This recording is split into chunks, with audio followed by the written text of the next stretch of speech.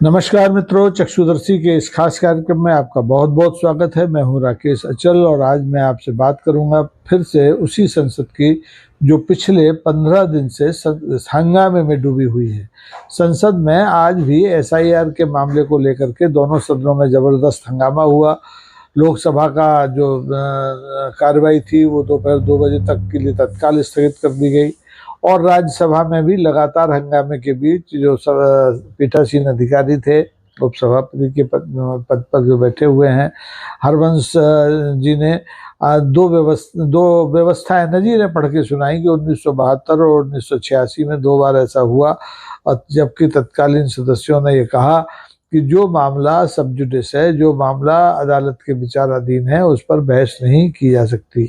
दूसरे, राज्यसभा में, चूंकि अब लोकसभा में तो कुछ हुआ नहीं, राज्यसभा में एक महत्वपूर्ण आरोप विपक्ष के नेता ने लगाया, विपक्ष नेता मल्लिकार्जुन खड़गे साहब ने, कि क्या ये सदन देश के गृह मंत्री चलाएंगे या सभापति चलाएंगे या वो चला रहे हैं। इस बात को लेकर के बहुत हंगामा हुआ और स्थिति ये आई कि किसी की बात सुनने में नहीं आई। हालांकि हरवंश जी इस आरोप का खंडन करते रहे। मामला राज्यसभा में ये भी वो सीआईएसएफ की तैनाती का भी लगा, तो सरकार की ओर से संसदीय कार्य मंत्री किरण रिजिजू ने ये सफाई दी कि जो सदन में लोग आए थे वो मार्शल थे, सीआईएसएफ के लोग नहीं थे।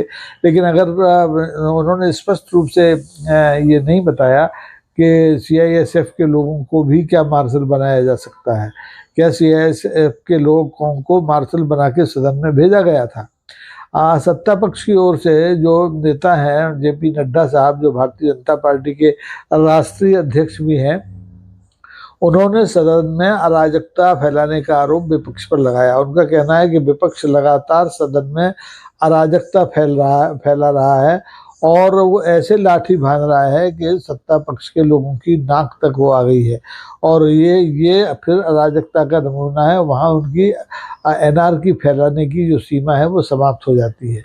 यही सवाल देखिए पिछले 21 जुलाई से संसद के दोनों सत्रों में गूंज रहा है कि आखिर ये सदन चल किसके इशारे पर रहा है। क्या सदन के पीठासीन अधिकारी इतने सक्षम नहीं हैं कि वो सदन को चला पाएं, जो पर्दे के पीछे से उसे केंद्रीय गृह मंत्री अमित शाह को चलाना पड़ रहा है। हालांकि इस बात के कोई सबूत नहीं है, लेकिन जिस ढंग से 21 जुलाई को राज्यसभा के सभापति, उस समय के सभापति जो थे जगदीप धनखड़ ने रहस्यपूर्ण तरीके से अपने पद से इस्तीफा दिया, उससे यही जाहिर हुआ कि सदन की कार्यवाही चलाने में सरकार का हस्तक्षेप इस सीमा तक बढ़ गया कि धनखड़ साहब को पद छोड़ना पड़ा। भले ही बहाना उन्होंने स्वास्थ्य के कारणों का बनाया, लेकिन अभी तक 21 जुलाई से लेकर के आज 5 अगस्त है, धनखड़ साहब न तो किसी अस्पताल में भर्ती हुए हैं, ना उनकी कोई मेडिकल जांच हुई है, ना उनके कोई टेस्ट हुए हैं। तो फिर वो जाहिर है कि वो बहाना था, बीमारी बहाना थी और धनखड़ को हटाना था, क्योंकि धनखड़ साहब शायद गृह मंत्री अमित शाह के दखल को बर्दाश्त नहीं कर पा रहे थे और उन्होंने जो एक वर्मा जी हैं, जस्टिस वर्मा का मामला जो महाअभियोग का था, उसे सदन में बहस के लिए स्वीकार कर दिया था। आज भी यही आरोप खड़गे साहब ने लगाया और खुल के लगाया कि क्या इस सदन को केंद्र का गृह मंत्री चलाएगा।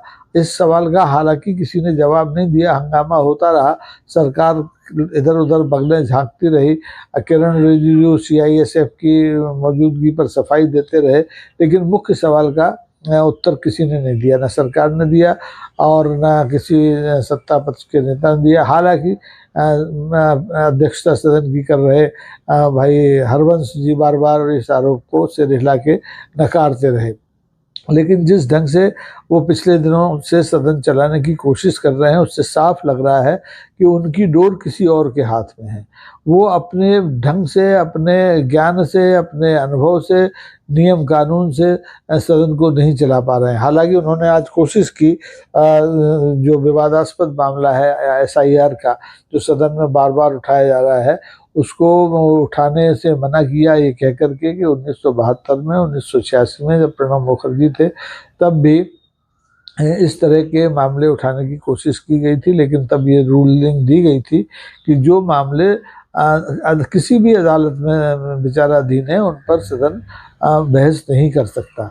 अब ये नज़ीरें तो नज़ीराबाद के लोग जानते होंगे, लेकिन सदन में जो लोग 40-40 साल से सदस्य हैं उन्हें मालूम होगा कि इस मुद्दे पर बहस हो सकती है या नहीं हो सकती है। और बहस अगर हो सकती है तो फिर ये बहस कराई जानी चाहिए, और अगर नहीं हो सकती है तो फिर सदन अगर विपक्ष हंगामा कर रहा है तो उसके साथ वही व्यवहार कीजिए जो आपने पहले किया था। 150 सदस्यों को आपने सदन के बाहर कर दिया था, सस्पेंड कर दिया था। तो आप इधर तो सदन को चलाना भी चाह रहे हैं, इधर आप अराजकता के खिलाफ कोई कार्रवाई भी नहीं करना चाह रहे हैं। तो इससे लगता है कि आप कहीं ना कहीं दबाव में है। लोकसभा में तो साफ दिखाई दे रहा है कि लोकसभा की कार्रवाई बिल्कुल नहीं चल रही है। लोकसभा के जो अध्यक्ष हैं माननीय ओम बिरला साहब, उनका एक कोशिश नहीं लगती कि वो सदन चलाने में के मूड में है। वो आते हैं, हंगामा होता है और सदन की कार्रवाई पहले 12 बजे के लिए स्थगित होती है, फिर 2 बजे के लिए स्थगित होती है, फिर 4 बजे के लिए स्थगित होती है, फिर अगले दिन के लिए स्थगित हो जाती है। 21 जुलाई से आज 5 अगस्त तक यही चल रहा है। आज 5 अगस्त का जो तारीख थी वो सरकार के लिए बड़ी महत्वपूर्ण थी। सरकार इस तारीख का जलसा मनाना चाहती थी क्योंकि आज के ही दिन 2019 में भारतीय जनता पार्टी की सरकार ने जम्मू कश्मीर से धारा 370 हटा करके उस जम्मू कश्मीर के 3 टुकड़े कर दिए थे। जम्मू अलग, कश्मीर अलग और लेह लद्दाख अलग, और तीनों को केंद्र शासित बना दिया था। वहाँ कई बरस तक राष्ट्रपति शासन रहा, वहाँ पर राज्यपाल उपराज्यपाल बैठे रहे, और अब अभी पिछले दिनों वहाँ चुनाव हुआ और वहाँ एक निर्वाचित सरकार है, लेकिन सब कुछ सारे अधिकार जो हैं वो केंद्र के हाथ में है, क्योंकि उस कश्मीर को जम्मू कश्मीर को राज्य का दर्जा अभी तक हासिल नहीं है। इसी सरकार के प्रधानमंत्री ने, माननीय नरेंद्र मोदी ने, जम्मू कश्मीर की जनता को आश्वस्त किया था कि वो बहुत जल्द लोगों को ये जो जम्मू कश्मीर में उनका राज्य का दर्जा छीना गया है वो वापस कर देंगे।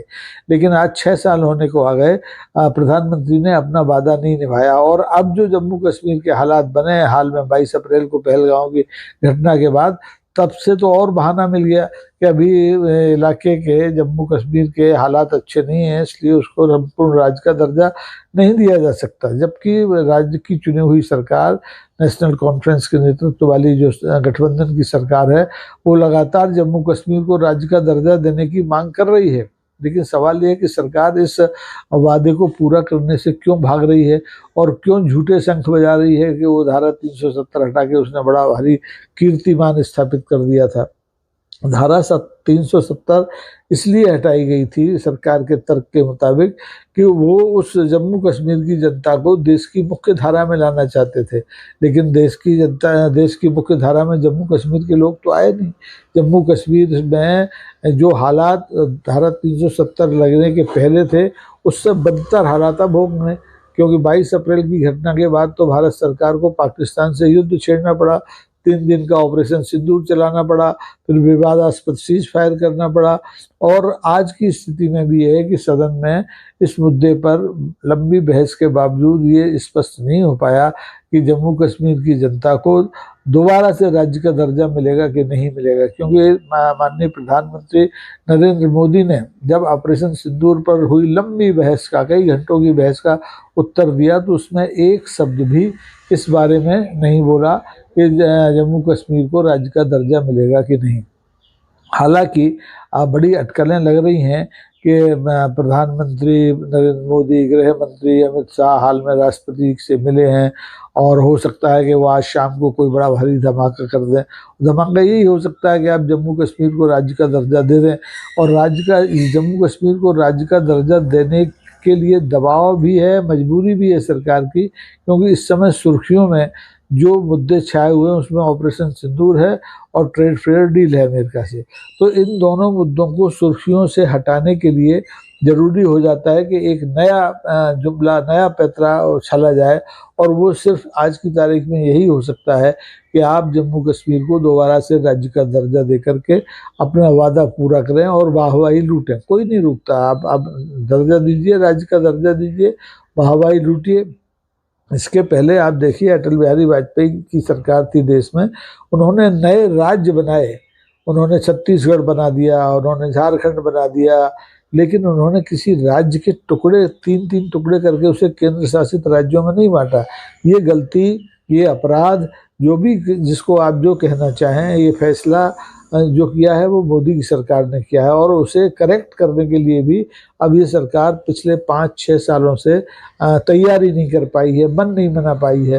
ये स्पष्ट नहीं हो रहा है न संसद के भीतर न संसद के बाहर कि जम्मू कश्मीर को उसका जो जो सम्मान था, राज्य का जो सम्मान था, जो आज़ादी के बाद से मिला हुआ था, वो वापस मिलेगा कि नहीं मिलेगा। किसी भी लोकतांत्रिक देश में ये शायद पहली घटना होगी कि किसी राज्य से उसका दर्जा छीन लिया गया हो। केंद्र शासित राज्यों को, क्षेत्रों को राज्यों का दर्जा तो दिया जाता है, लेकिन किसी राज्य से उसका दर्जा छीन के उसे केंद्र शासित राज्य बना दिया जाए, ये शायद एक अनूठी और अलग घटना है।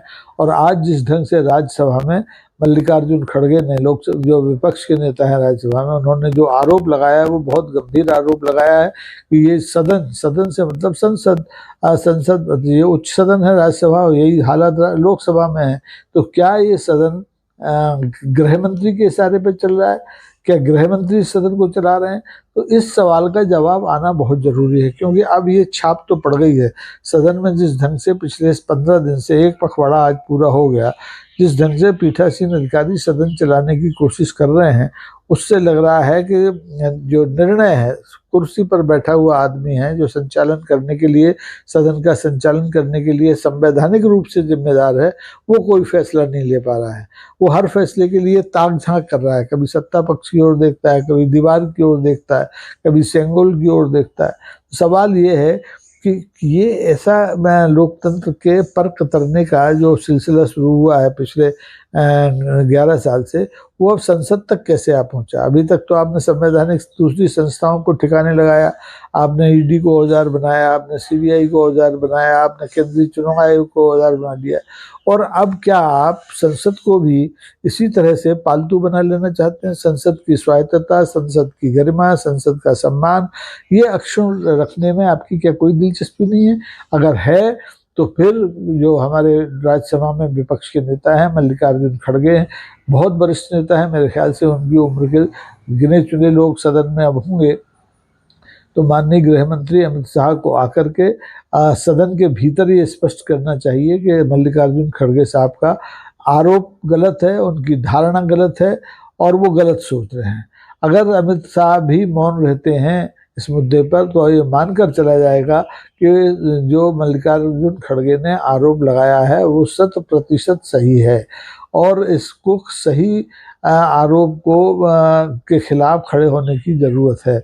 अब संसद में, जैसे जेपी नड्डा साहब ने कहा है कि विपक्ष अराजकता फैला रहा है, विपक्ष को उनके पास आकर के ट्यूशन ले लेना चाहिए, क्योंकि वो 40 साल विपक्ष में बैठे हैं और कांग्रेस और बाकी लोगों को तो अभी 10 ही से 11 साल हुए हैं, और उन्हें अभी आने वाले 30 साल तक और विपक्ष में बैठना है। तो ये एक बड़बोलापन है। आप कल के बारे में आज भविष्यवाणी कैसे कर सकते हैं कि 30 साल तक किसी राजनीतिक दल को विपक्ष में ही बैठना है? या तो इसका मतलब है कि आपकी तैयारी इतनी मजबूत है कि आप लोकतंत्र को, आप सारे तंत्र को, चुनाव तंत्र को, न्याय तंत्र को, कार्यपालिका को और सबको अपने ढंग से चलाने की तैयारी कर चुके हैं। तब तो आप ये दावा कर सकते हैं कि कांग्रेस और दूसरे लोगों को विपक्ष में 30 साल तक बैठे हैं। अन्यथा इस तरह का दावा बहुत बचकाना है, बहुत बड़बोलापन है, और इसकी मजम्मत की जानी चाहिए मेरे ख्याल से।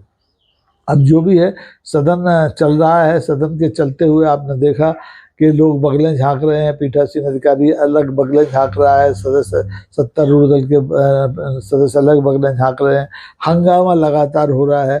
देश की जनता की गाढ़ी कमाई से चलने वाली ये संसद कोई काम काज नहीं कर पा रही है।